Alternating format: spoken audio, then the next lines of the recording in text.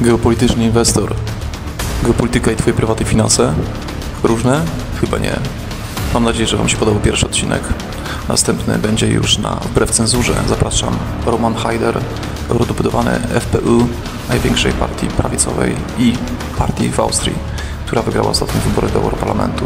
Porozmawiamy na to, dlaczego wojna na Ukrainie powinna się zakończyć oraz o negatywnych politykach Unii Europejskiej, a także oczywiście o prywatnych finansach.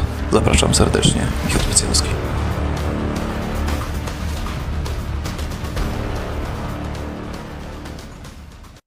Hi, welcome to the second episode of the Geopolitical Investor. My name is Michael Specjalski, and I'm saying this hello to my own viewers on the Geopoliti channel on YouTube, but also we start collaboration from this episode with the Against Censorship, so the Wbrew Cenzurze Polish channel, with much more viewers.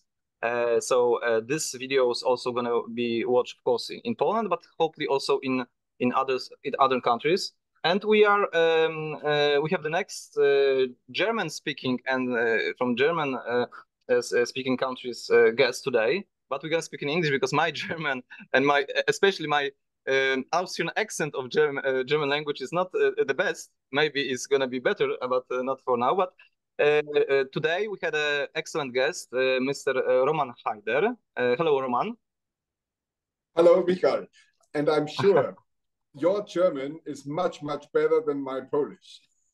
Yes, that's it. So, of course, we know each other. We met I think in June in Vienna, on the sides of the OSCE conference that I was. But you have been there as a Europarlamentarian of Freedom Party, so the FPÖ. But now we are after the elections, after the new elections, because on the first term, I know that you were a substitution, I think, for those who some politicians of Freedom Party. But these elections, you gain re-election with more votes. Yes, so this is like a more stronger mandate that you had already in the last term. I can say like this. Yes. Yeah, my party doubled the votes this election. We had 3 mandates in the previous term, but now we doubled our mandates and our votes, and now we have 6 mandates. Yes, excellent. So congratulations from Poland.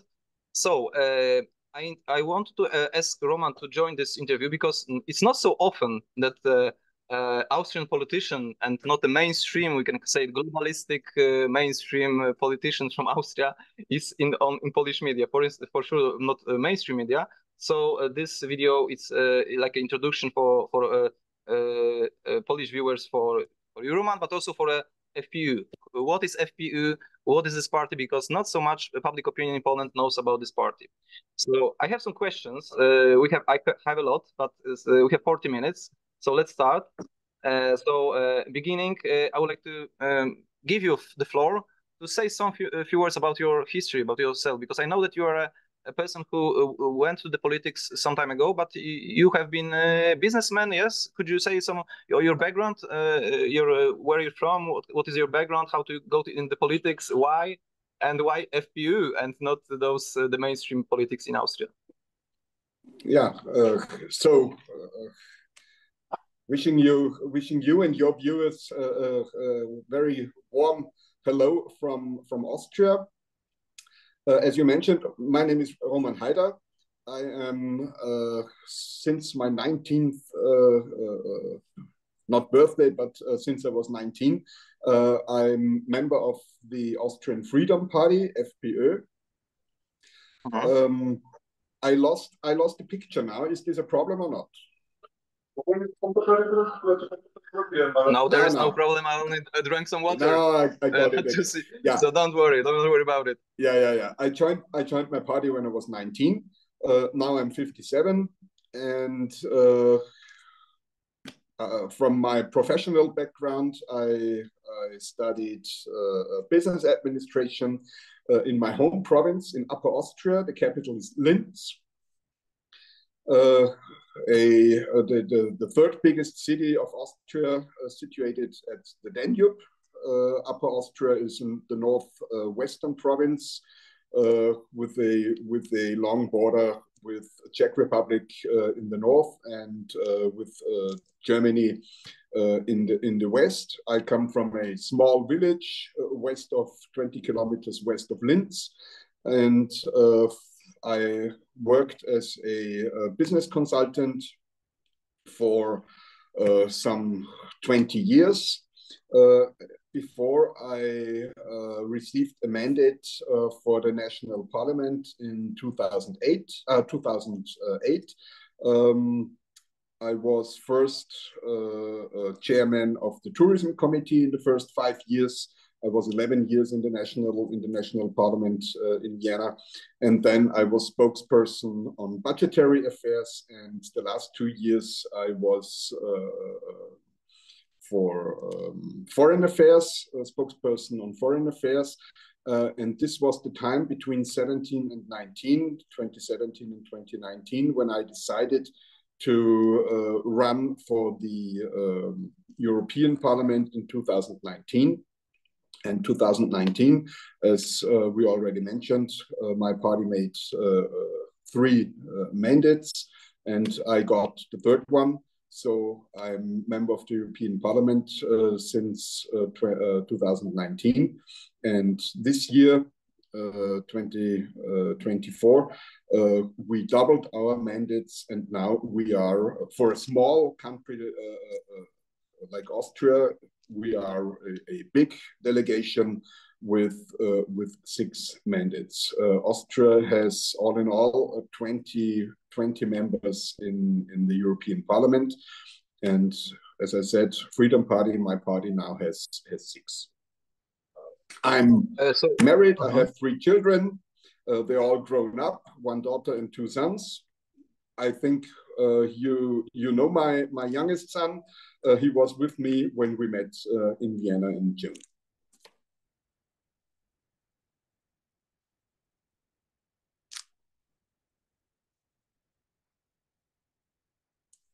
Oh, so yes, I know your son, and we are on WhatsApp, and I invited him to Warsaw. So if you want to go to Warsaw, just let him. I'm gonna take care about him. Yeah. Anyway, I would like to ask you, what was your main focus in this first term in European Parliament? What kind of policies of the European Parliament? Yeah, you know, Austrian Freedom Party, we are a center-right party. Migration is the most important topic for us, not only for the last election, but for the last, let's say, 30 years. We made an initiative, a parliamentary initiative, even in 1992, with the title "Austria First," and you know, this is a slogan. Many others copied, like Trump. So you have been before Trump. You have been before Trump. This slogan. Yeah. We were the first. But it is indeed one of our main topics to have more focus on controlled migration and to stop that total uncontrolled invasion Europe is facing, at least since 2015. This is our main topic. I myself, I specialized in the last 5 years. I was coordinator. This is a group spokesperson from our previous parliamentary group. I was on transport committee, which has everything to do with traffic and transport issues. And of course, a very, very important topic that becomes more and more important, or will be more important, and will influence Europe for the worse and for the worst within the next few years, I expect, is Green Deal. More and more, I became a defined fighter against that destruction of Europe called Green Deal. And in fact, it's not a deal; it's a disaster, green disaster. Yes, we had a big rallies, farmer rallies in Europe some months ago, and also in Poland. There were huge rallies against the Green Deal, the whole agenda, this a new globalistic agenda to wipe out the production agriculture, of agriculture, but also energy in Europe, and to higher the prices of living because of some green ideology. Okay, so let's move forward.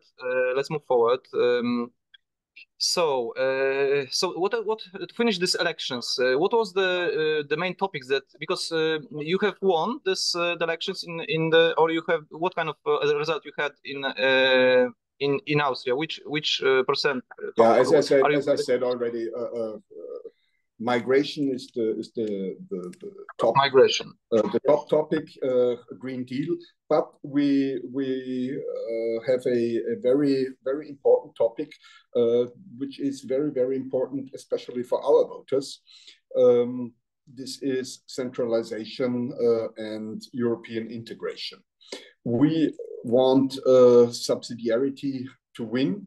We don't want the United States of Europe. We don't want more integration within the European Union. We want to bring competencies back to the member states. We focus on the member states. We want a federation of sovereign countries that work together in some narrowly defined political fields, but it is a federation and based on subsidiarity and the Europe of nations, as one of the founders, Charles de Gaulle, said in the 60s. And we don't want to get the European Union ever closer, and we are fighting against every direction that leads to United States of Europe. So you counter this German-centric federalization of Europe, that this like Germany and France are leading to the centralization and to have more domination of the smaller countries. Yes, absolutely. This is very important for us. We need the sovereign member states, and we are fighting to bring back competences to the member states. The EU itself has already grown too much into all fields of policy. We don't want that. Yes, and there are new propositions from the federalists to give the European Parliament more power. Sorry to stop you. Sorry to interrupt you. You said the word federalist. Just to explain, we in Austria, we use the term centralists or centralizers, because I am a federalist. Fake federalists, I know it. Centralists, yes. They are the centralists, and we are the federalists. But I know the word federalist is used in a totally different sense when talking about those topics. So basically the centralization of power, to EU institutions to take the power from the national parliaments to the European Parliament, and a lot of policies to bring power back to the member states. Yes. Okay. So we are after the elections. I was waiting for this conversation, but you were holding me because you were forming a new coalition in the European Parliament. So, but it's more interesting because now we can speak. What is the outcome? From what media are saying, the mainstream media, FPÖ joined or are joining the Patriots for Europe. Yes, it's called. This is the new fraction, mostly led by Orban and Le Pen. Le Pen is correct. Yeah. Okay. Yeah. So could you give us could you give us some insight maybe after this we coalition not only how it was and why we not only joined this new group, we are amongst the founders, and it was really a mission of high secrecy and everything, so that nothing could go wrong, because you know what can go wrong will go wrong. So we did it really without any. And there are many people, and there are many people who are helping there are many people that are helping to go wrong. Yeah, absolutely. No, as you know, end of June, my party chairman, Herbert Kickl, President, Premier Minister Viktor Orban, and the former Czech Prime Minister Babiš had a press conference in Vienna, and they announced that they are going to form a new group. At that time, we all already knew that the group will have enough members from enough member states. The French had still their election end of June and first Sunday in July, so they concentrated on their election. And when we had the founding of our group on Monday this week, 8th of July, except one, all former members of ID group that we had for the last 5 years were present, plus new friends from Czech Republic, or from Spain, from Greece, Latvia, Hungary, of course, joined together, and we were able to form now the number 3, the third biggest group in the European Parliament with 84 members. This number will increase within the next month. We know that there are some delegations that will join us. And so we are the biggest patriotic group that was ever founded in the European Parliament, and we will be growing within the next few months. Okay, but I would like to ask about the smaller groups that form also, because we know that AfD form a smaller group, also with the Polish Confederation. So could you give what was the reasons that FPÖ choose this bigger coalition? It's only because it was bigger, or some political reasons, some ideological reasons, or some no things? No.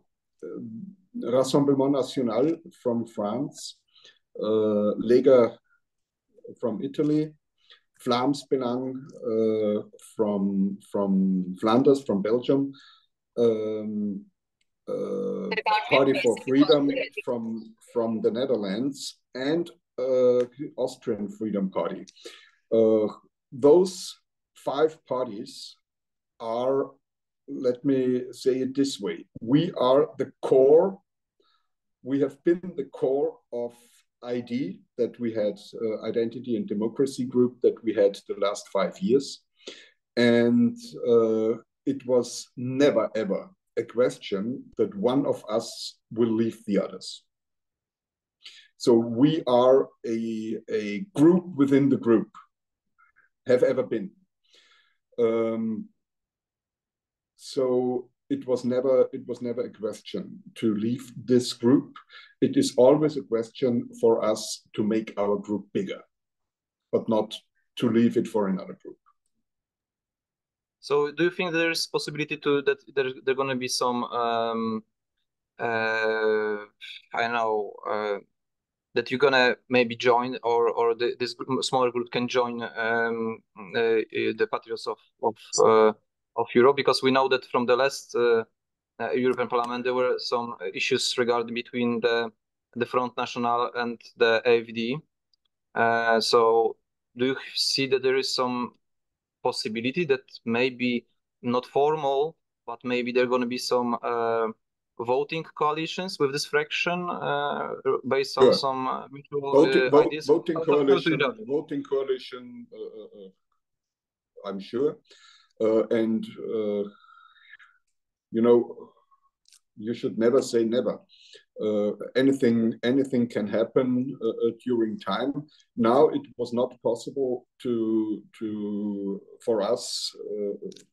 It is no secret that we Austrians are from Austrian Freedom Party, that we are close friends to our colleagues from AfD, and we would appreciate, we would have appreciated if it would have been possible from the beginning on that AfD would be a member of our big group, but it was not possible for many reasons, for some reasons.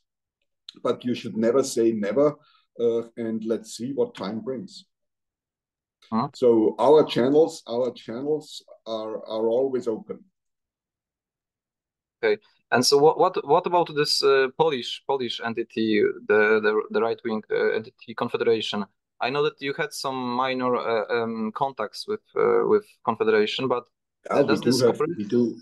We do have contacts with all patriotic groups. We also have contacts with Peace Party. So and it was in the last days. This is it was globalistic group. This is crypto globalistic group. Yes. So called patriots. But it is also a right wing group from an important country, and you know.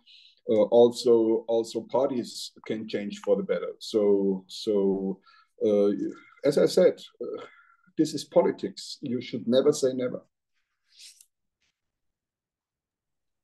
Okay, so what is the main politics, the main policies that you like to have as a FPÖ in this coalition?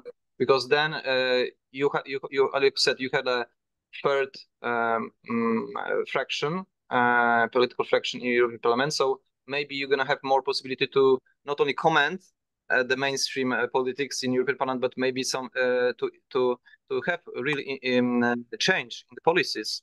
So our topics will not change. Our topics are migration. So migration, we know migration. One topic. So let's point out three topics, the main three topics: migration.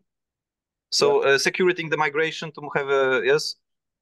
So stopping on migration. What is your idea on migration? Fighting uncontrolled migration, if you want. Yeah. Fighting uncontrolled migration. So more border control, or you want to make policies that the migrants that are already in Europe had to maybe be checked individual, and if not, they are not complying with some rules, they must go back to their home. Are you have this policy? Those who violate our rules, those who violate our laws, have to leave our countries. This is a totally normal thing, and those who come here in an illegal way, in an illegal matter, should not even have the right to claim for asylum. Because in the last year we made the experience that 99% of all migration runs under the headline of asylum, and this cannot be the sense of the whole thing. So we have to end that everybody that manages to set one foot on European ground can apply for asylum. We have to end this. And all those who see it the same way are our partners in this. And this is one of the main topics that we are following, and that we will be following for the next 5 years. So in Austria, we know this topic. We need the fortress. We need the fortress Europe. And as long as we don't have a fortress Europe, we need the fortress Austria. We will not accept any form of illegal migration anymore. Okay, so only my comment that in Poland we know this topic because we have a lot of influx from Belarus, artificial even. And you were fighting a great fight against that. Congratulations to Poland for what you did in the last years with your old government. I'm afraid with the new government, this will not continue, and this will be a big problem for us.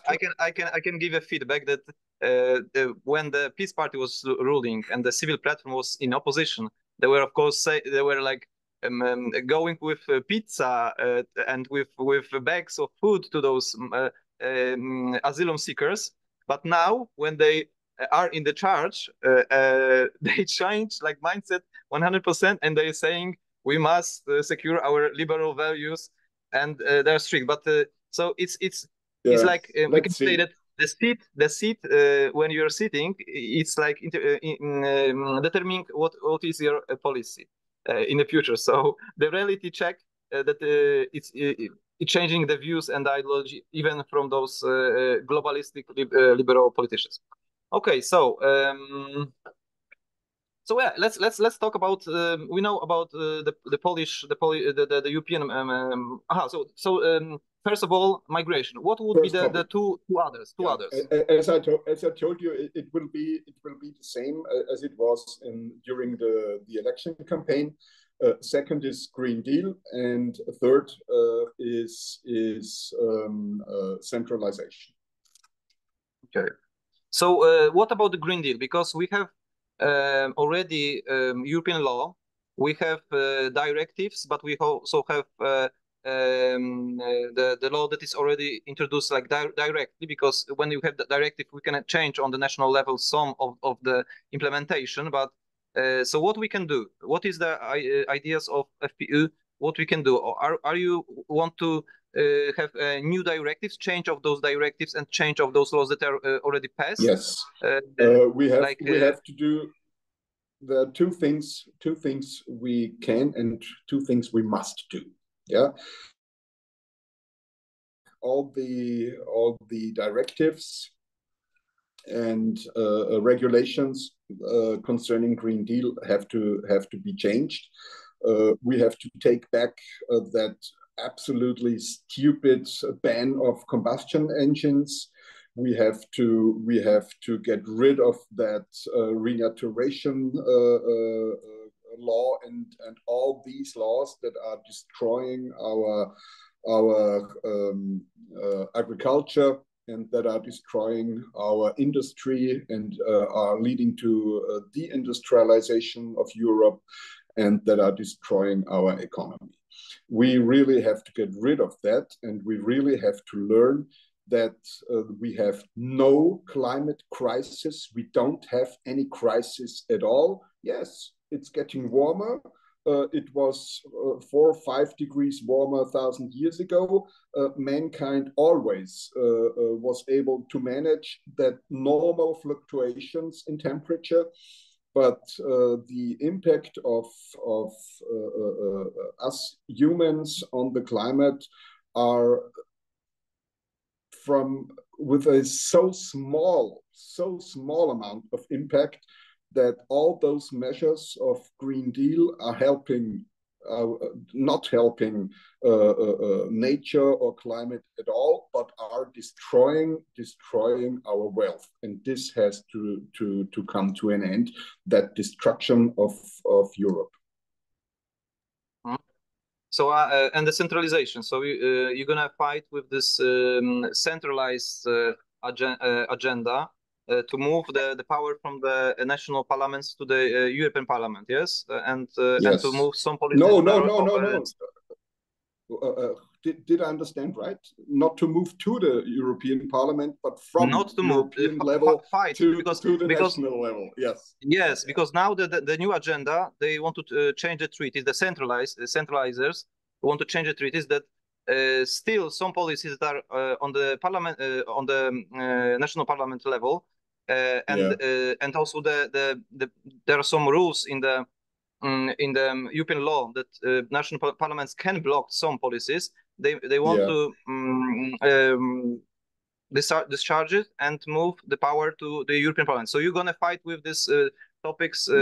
We fight against that. We want power and competencies back to the member states, and therefore we need. And this is the second thing we have to do, or parties like us have to do. We need to get into governments in our member states.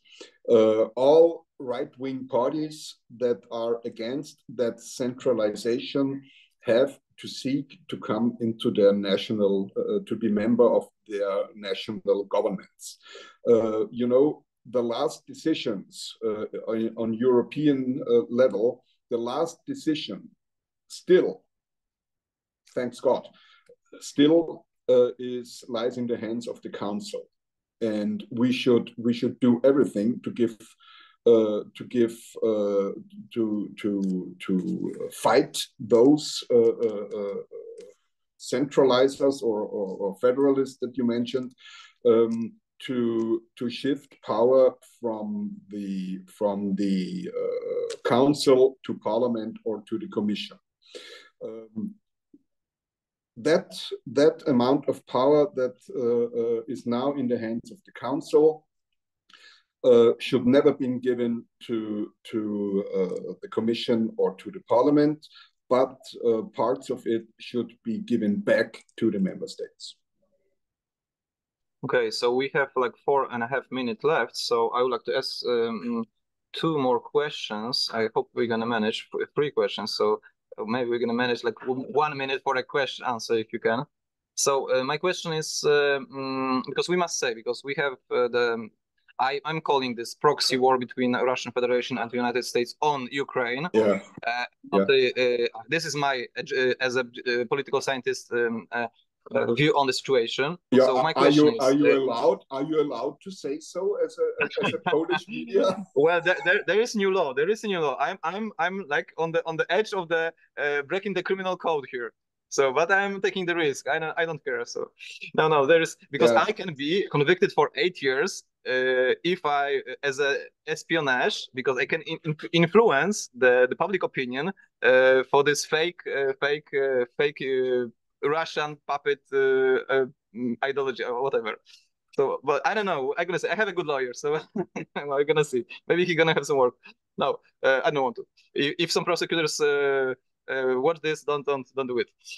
Okay, so but anyway, how do you see this solve of this problem of this war between Russian Federation and Ukraine, but also supported by United States, we can say? Yes, yeah.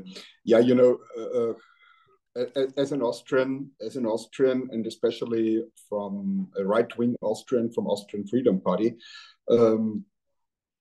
I am by full-hearted. I am really. I say this war must have an end. This war must be stopped, and the earlier this war ends, the better. How many young men had to die already? 600,000, 700,000.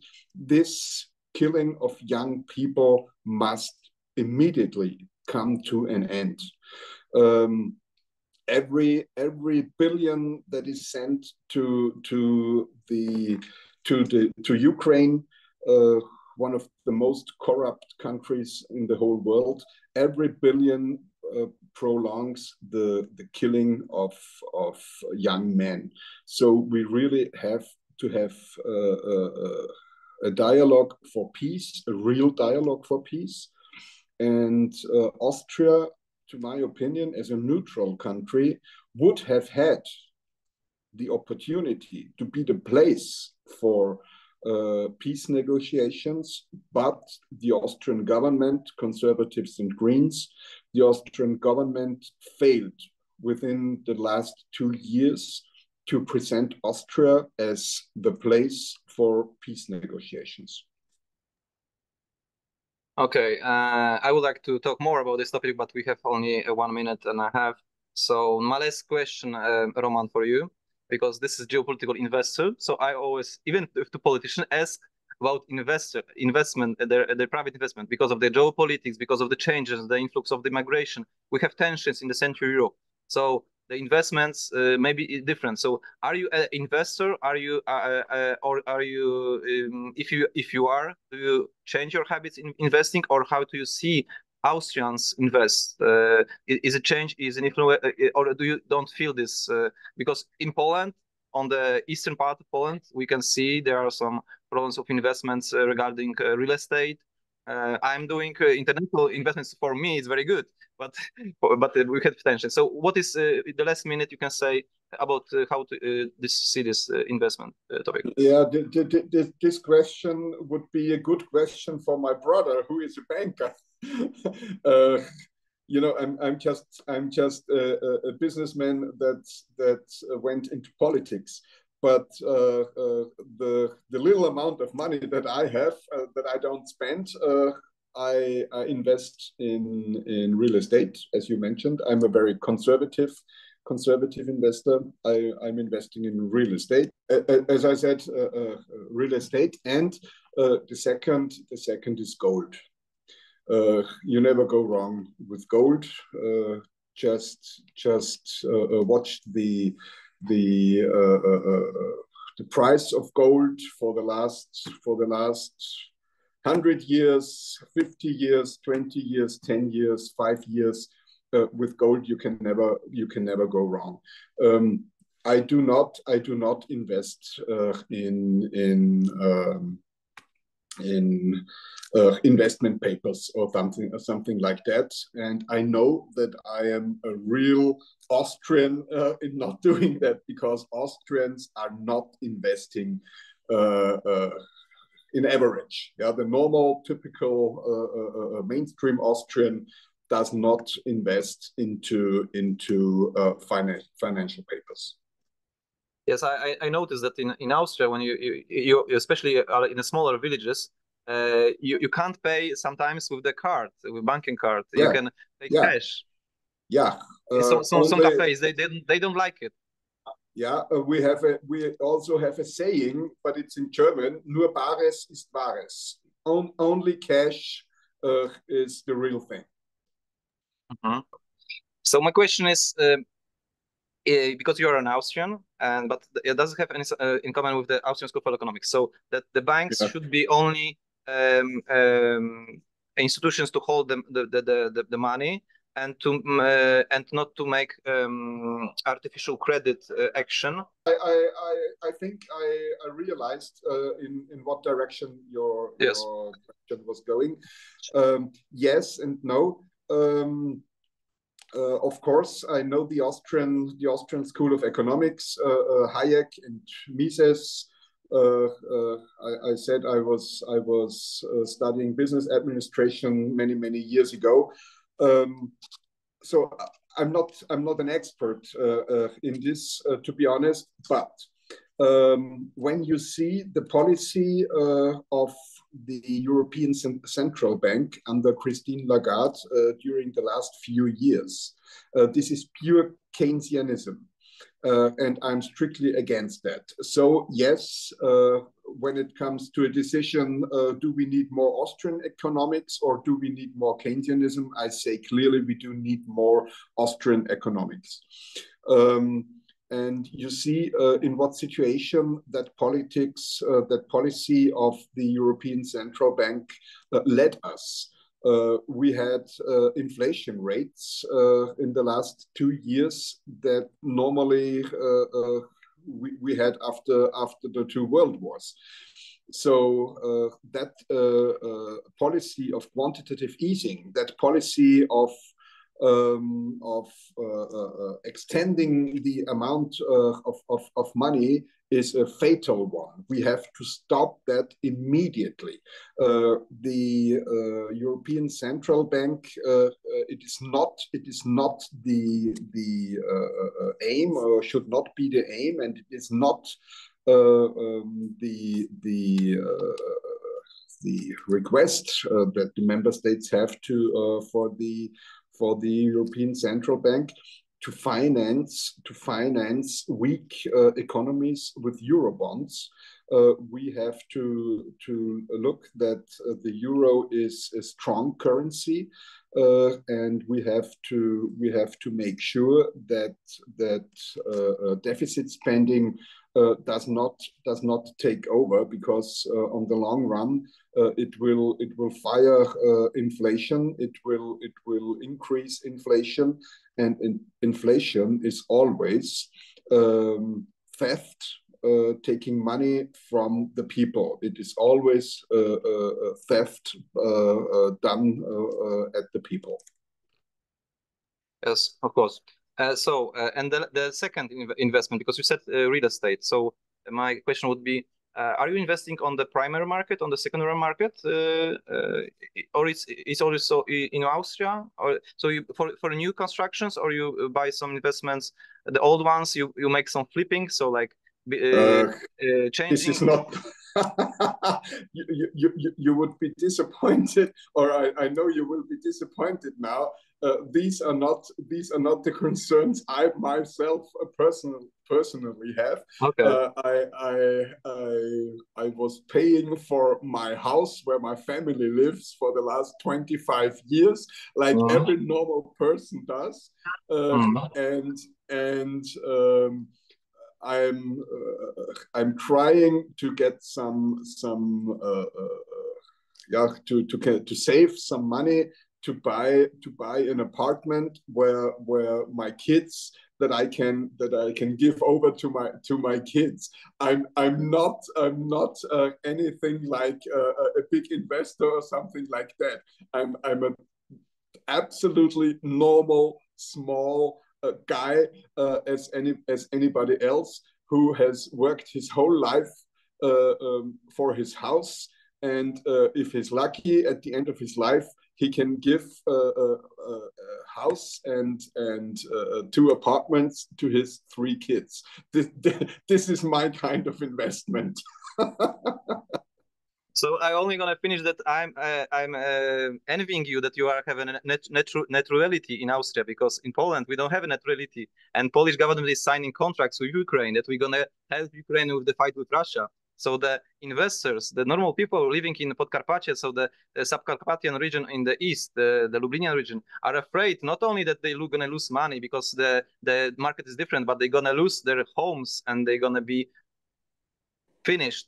So I'm helping also with the Polish to have a backup in different countries like Spain, Cyprus, Turkey. But to be honest, something like a second home, not to be conscripted and go for like the meat for the war between Russia Federation and the United States. I don't think that this war will spread to any other country. I really believe this war will be ended very, very soon. And this war will not. This is how can I express this? Saying things like that is NATO lies. Yeah, what interest should Russia have to spread the war over other countries of Europe? this is ridiculous. This is ridiculous. It's not NATO-ized, but the liberal interventionists and new conservatives from U.S. department, because NATO, there are different views in NATO about this war, but U.S. is using NATO. It's instrumentalizing NATO for its policies. Military industry is using that too. And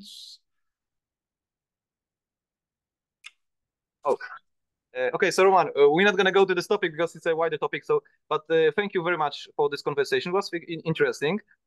Maybe next time we have more about investments. I can give you some advices and some good deals for your children. I can have good prices. But anyway, thank you very much. I think it was a very good insight for our viewers.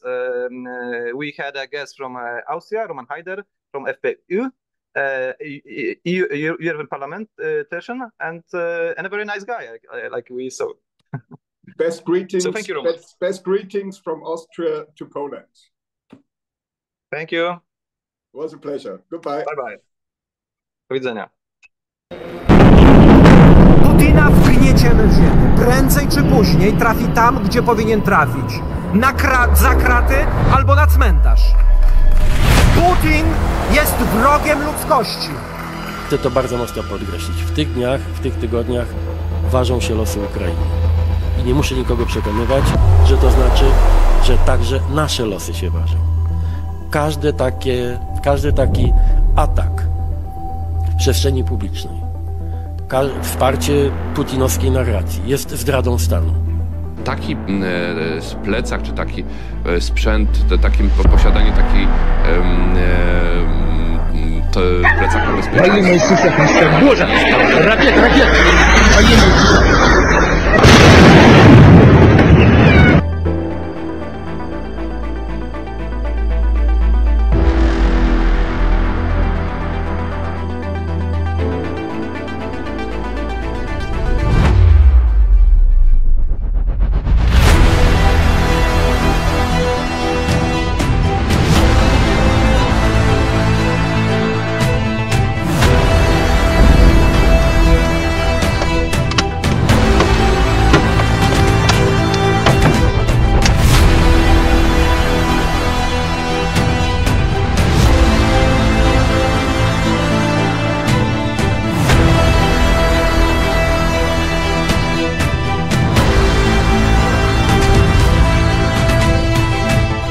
В автобусе лупануло, блин, прямо ракета впереди автобуса.